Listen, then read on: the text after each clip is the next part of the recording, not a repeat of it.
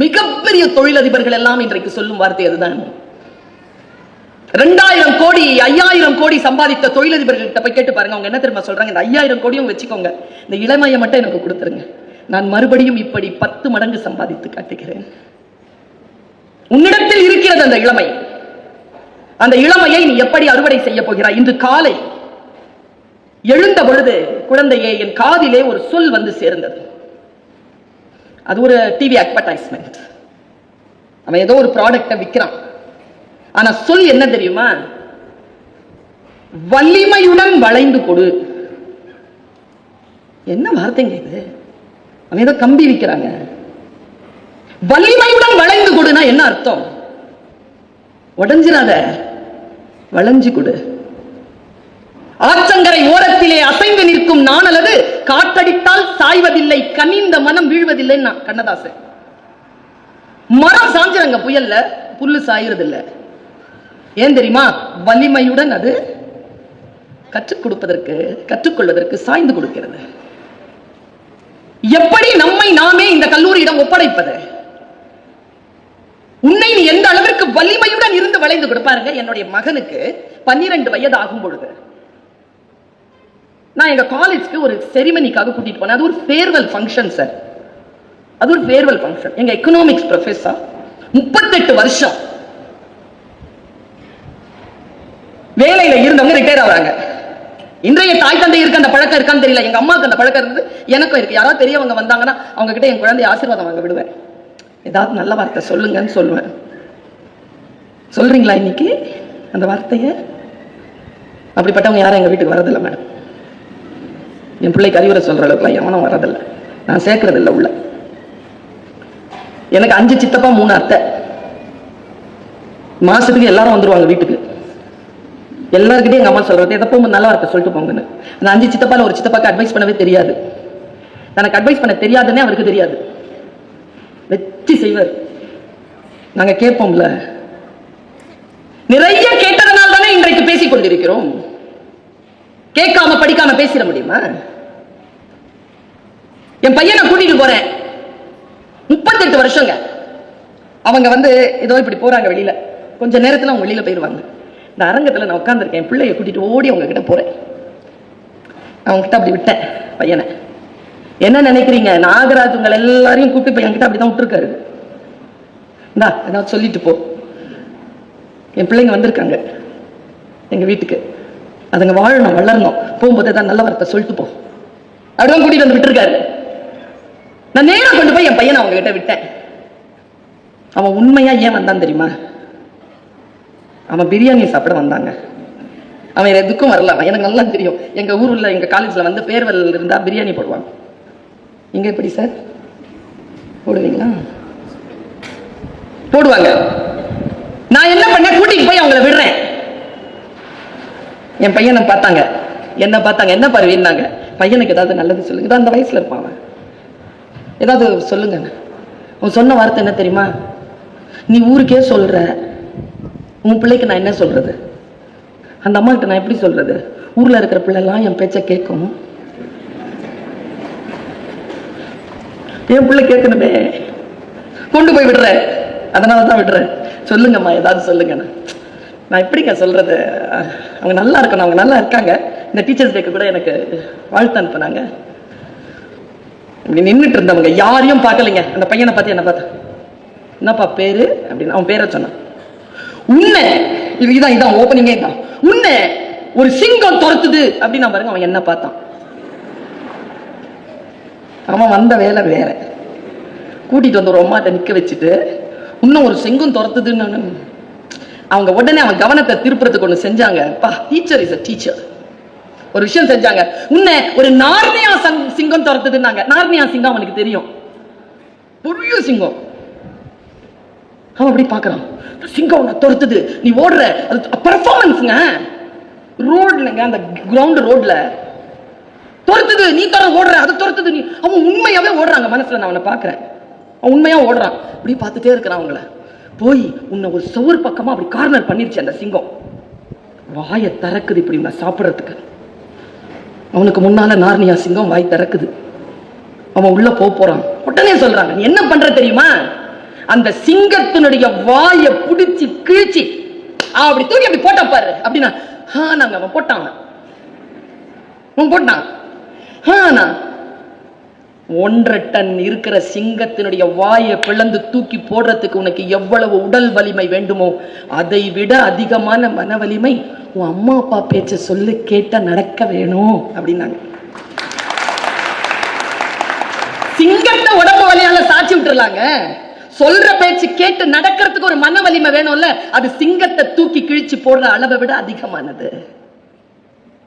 அந்த மன வலிமை இருக்கின்றவர்களால் தான் அறிவுரையின் படி நடக்க முடியும். அப்படின்ற குடிக்க கூடாது, பொம்பளை பிள்ளைங்களை தப்பா பார்க்க கூடாது, நான்வெஜ் சாப்பிடக்கூடாது. போர்பந்தர்ல புத்திலியமா சொல்றாங்க மோகன்தாஸ் கரம்சந்த் கிட்ட.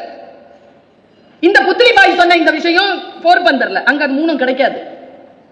பையன் போறான் லண்டனுக்கு, அங்க எல்லாம் கிடைக்கும், ஃப்ரீயா கிடைக்கும்.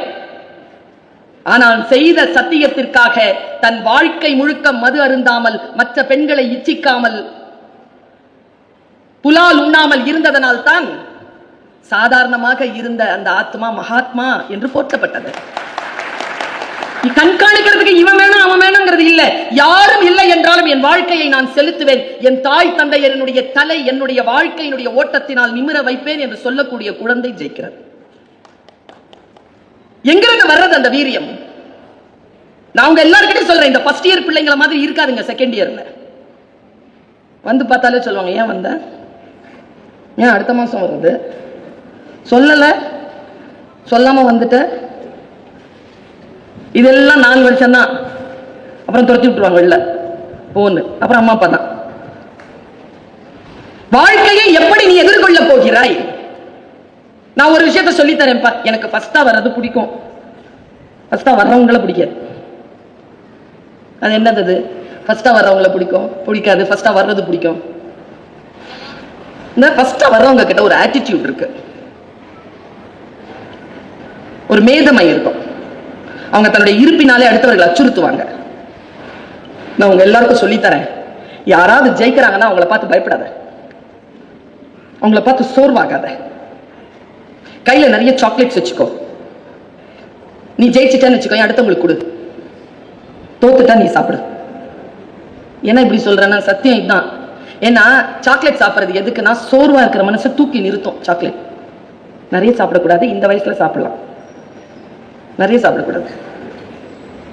ஏன் தெரியுமா? நான் ஜெயிச்சுட்டா அடுத்தவங்களுக்கு தர சொன்னேன். நம்ம ஜெயிச்சுட்டா முன்னால இருக்கிறவன் ஸ்ட்ரெஸ் ஆயிடுறான், அவனுக்கு கொடுத்துரு. நீ தோத்துட்டா நீ ஸ்ட்ரெஸ்ஸா இருப்பல்ல, நீ சாப்பிடு. வாழ்க்கை உனக்கு பல பாடங்களை சொல்லி தரும். முந்திக் கொள்வது இருக்குல்ல. நான் இந்த தாய் உனக்கு இன்றைக்கு சொல்லும் இந்த வார்த்தையை, என் குழந்தையே, உன்னுடைய வாழ்க்கையின் வெற்றியின் உன்னதத்தை நீ அடைகின்ற அந்த வினாடி அல்ல, அதற்கு பின்னாலும் மறக்காமல் மனதில் வைத்துக் கொள். பெற்ற தாய் தந்தையருக்கு சொல்கிறேன், ரொம்ப கொஞ்சிலாம் வார்த்தைகளை சொல்ல வேண்டாம், நேர்மையா நல்ல வார்த்தைகளை சொல்லி அனுப்புங்க. அதனால பயமுறுத்த வேண்டிய அவசியம் இல்லை. மனசுல சொல்ற வார்த்தையை சத்தியத்தோட அந்த குழந்தைகள் கிட்ட கடத்திட்டு போ. அந்த தகுதிப்பாடு என்னங்கிறத கடத்திட்டு போங்க. எங்க அம்மா எப்படி தெரியுமா? எங்க அம்மாவால தான் நான் இன்னைக்கு இங்க நிக்கிறேன், எங்க அப்பாவால தான் நான் இங்க நிக்கிறேன். என் அம்மாவும் என் அப்பாவும் என் இடத்துல எப்படி பேசுவாங்கன்னு சொல்றேன். நான் தோத்துட்டு வருவேங்க. நான் இப்படி காலடியில உட்கார வச்சுட்டு எங்க அப்பா தலையை இப்படி தடவி கொடுத்துட்டு என்ன அப்படிமா கீழே உட்காருவேன். ஜெயிச்சுட்டேன்னா பக்கத்துல உட்காருவேன், தோத்துட்டேன்னா கீழே உட்காந்துருவேன். பெட்ல அப்பா உட்காந்துருப்பார், இப்படி தலையை தடுவார். பிரைஸ் கிடைக்கலையா? அப்பா சொல்வார், இந்த வார்த்தை தாங்க ஆசீர்வாதம். இன்னைக்கு நான் எடுத்துட்டு போறேன், குழந்தைகளுக்கு ஆசீர்வாதம் கொடுங்கள். வெறும் ஆசையை வளர்க்காதீர்கள், குழந்தைகளை ஆசீர்வதிங்கள். மனதான குழந்தைகளை ஆசீர்வதிங்கள். நான் சொல்லுகிறேன், இட் மேக்ஸ் மிராக்கிள்ஸ். உங்கள் மனதில் இருக்கக்கூடிய ஆழமான அந்த வார்த்தை இருக்குல்ல, அந்த குழந்தைகளை வளமாக்கும். எங்க அப்பா சொல்வார், ஃபானூஸ் பன்கர் ஜிஸ்கி ஹிஃபாஸத் ஹவா கரே वो शम्मा क्या बुझे जिसे रोशन खुदा करे. என்ன அர்த்தம் தெரியுமா? அப்பா உருதுல தான் பேசுவார் என்கிட்ட. என்ன அர்த்தம் தெரியுமா? அந்த அர்த்தத்தை சொல்றேன் பாருங்க. அப்பாவுடைய மனசு, அம்மாவுடைய மனசு உலகத்துல யாருக்குமே வராது, யாருக்குமே வராது. இறைவனை பிரார்த்தித்துக் கொள்ளுங்கள். உங்களிடத்துல அப்பா அம்மா ரெண்டும் இருப்பாங்க. சில பேருக்கு அப்பா இருப்பாங்க, சில பேருக்கு அம்மா இருப்பாங்க, சில பேருக்கு யாரும் இல்லைனாலும் அந்த பொசிஷன்ல வேற யாராவது வந்திருப்பாங்க. பாக்கியசாலிகள் நீங்கள் எல்லோரும். எங்க அப்பா சொன்ன அந்த வார்த்தைக்கு, அந்த அந்த கவிதைக்கு என்ன பொருள் தெரியுமா? வீட்டுல சிம்னி விளக்கு வச்சிருக்கீங்களா? சிம்னி விளக்கு இல்ல, அதுக்கு மேல ஒரு சிம்னி போடுவோம்ல, எதுக்கு போடுவோம்? என்ன காரணத்துக்காக போடுவோம்? தீபம் அணையாம இருக்கிறதுக்கு. தீபத்தை எது அணைக்கும்? காத்து அணைக்கும். சபாஷ். காற்றில் இருந்து தீபம் அணையாமல் சிம்னி காப்பாற்றுகிறது இல்லையா? இந்த கவிதை சொல்லுது, காற்றை அணைய விடாமல் காப்பாற்றுவதற்காக சிம்னியாக காற்றே வந்திருக்கான். அப்ப சொல்ற வார்த்தை, அந்த தீபம் அணையாமல் இருப்பதற்கு இறைவன் என்ன செய்கிறான்? காற்றையே சிம்னியா அனுப்புறானா. அனுப்பிட்டு சொல்வார், அந்த தீபத்தை யாரால் அணைக்க முடியும்? அதற்குத்தான் இறையருள் இருக்கிறது. தோத்து வர பிள்ளை கிட்ட பேசுற பேச்சுங்க.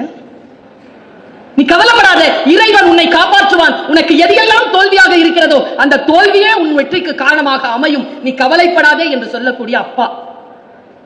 அம்மா எப்படி தெரியுமா? ஊர்ல எங்க சுத்தினாலும் சுல்தானா, கடல்ல மட்டும் கால் நினைச்சிரு. ஏன்? உன் காலை தொட்ட தண்ணி உலகம் எல்லாம் சுத்தம். இப்படி சொல்ற அம்மா. கிழிந்த பாயில் என்னை படுக்க வைத்துக் கொண்டு பறக்கும் கம்பளங்களை பற்றி கதை சொல்லி இருக்கிறாய் என் அம்மா. அதனால் அவள் கதைகளில் கிழிந்த பாய்கள் வந்ததே இல்லை. நான் இன்றைக்கு பறக்கும் கம்பளங்களில் இருக்கிறேன். உங்களிடத்தில் இருக்கிறது அந்த சூட்சுமம். என் பையன் ஒரு நாள் என்கிட்ட ஒன்று சொன்னான், அம்மா பைக் ஓட்ட முடியல, ரொம்ப மழையா இருக்கு, ரொம்ப கஷ்டமா இருக்குமா. நான் சொன்னேன், கார் இருக்கடா எடுத்துட்டு போங்க. திருப்பி அவங்க வார்த்தை சொன்னாங்க, உங்களுக்குலாம் எஜுகேஷனுக்காக சொல்றேன், கார் வேணும்னு கேட்கறதுக்காக மழை பெய்யுதுமா பைக் ஓட்டுற கஷ்டமா இருக்கு நான் சொல்லல. நான் சொல்றதை கேளமா, எப்ப பார்த்தாலும் ஒரு தீர்வு சொல்லிக்கிட்டே இருப்பியா? என் வலிய சொல்றமா, கேட்டுக்கோமா, அவ்வளவுதாமா, இதுக்கு எந்த தீர்வும் சொல்லாதமா, தயவு செஞ்சு எழுந்துச்சு போனா. அப்ப அந்த குழந்தை என்ன எதிர்பார்க்கிறது? அவன் வலியை எனக்கு சொல்லுகின்ற பொழுது நான் அமர்ந்து அவன் வலியோடு இருந்து அவனை கேட்கணும்னு அவன் எதிர்பார்க்கிறான். அவ்வளவுதான். நான் உழைச்சி நான் வாங்கிக்கிறேன், உன் கார் எனக்கு வேணாம், நான் சொல்றேன் எனக்கு கஷ்டமா இருக்குன்னு, அவ்வளவுதான். நீ இல்லைன்னா என் ஃப்ரெண்டு கிட்ட சொல்வேன், எல்லாம் என் ஃப்ரெண்டு கிட்ட சொல்ல வேணான்னு உங்ககிட்ட சொன்னேன். என் ஃப்ரெண்டு சொல்ல மாட்டான்ல, என் கார் கிட்ட எடுத்துட்டு போ. அப்படியாடா, ஏண்டா இது கொண்டு வரலையா, ரெயின் கோட் போடலையா, சரா வாடா டீ குடிக்கலாம், அப்படிதான் கேட்பான் என் பையன், என்னோட ஃப்ரெண்டு. நீ உடனே தீர்வு கொடுக்குற. அப்பொழுதுதான் எனக்கு இளைஞர்களுடைய மனம் புரிகிறது. பெற்றோர்கள் எல்லாவற்றிற்கும் தீர்வு சொல்லிவிடாதீர்கள். அவர்கள் வலி பேசினால் அந்த வலியை கேட்டுக்கொண்டு அந்த வலியோடு கூட கொஞ்சம் நேரம் இருங்கள், அது போதும். அவர்கள் மறுபடியும் எழுந்து பறப்பார்கள். ஃபர்ஸ்ட் வரணும். நான் உன்னை கேட்கிறேன், பைக் வாங்கி தரீங்க, ஃபர்ஸ்டா போறான் பையன், எவ்வளவு முந்திப்பீங்க? ரோட்ல எவ்வளவு முந்திக்க முடியும்? எவ்வளவு முந்தினாலும் உங்களுக்கு முன்னால ஒரு வண்டி ஓடிக்கிட்டு தான் இருக்கும். சரியா? முந்திக்க முடியாது. முந்திக்கணும்னா அங்கதான் முந்திக்கணும். எல்லாரும் முந்தணுங்கிற வெறி வேண்டாம்.